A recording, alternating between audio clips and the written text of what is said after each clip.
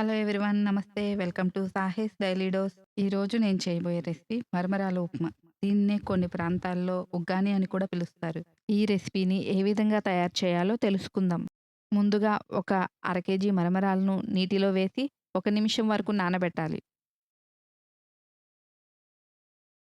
ఈ విధంగా మరమరాలు అన్నంలా మెత్తగా అయ్యాక నీటిని పిండుకొని వేరే బౌల్‌లోకి తీసుకొని పక్కన పెట్టుకోవాలి.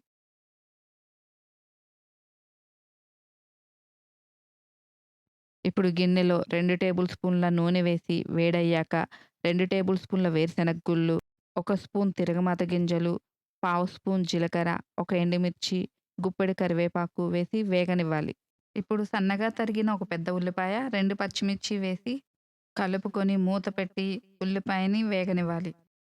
తర్వాత కొంచెం పసుపు, చిన్న ముక్కలుగా కట్ చేసుకున్న 2 టమాటాలు, సరిపడా ఉప్పు, తరిగిన కొత్తిమీర వేసి కలుపుకొని ఉల్లిపాయ, టమాటా ముక్కల్ని బాగా మగ్గనివ్వాలి.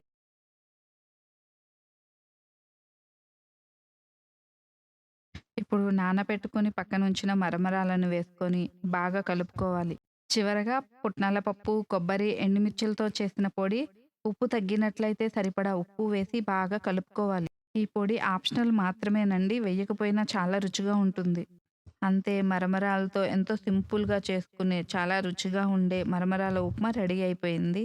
ఈ రెసిపీని మార్నింగ్ బ్రేక్‌ఫాస్ట్‌గా కానీ, ఈవినింగ్ టైమ్ స్నాక్‌గా బజ్జీతో తింటే చాలా బావుంటుంది.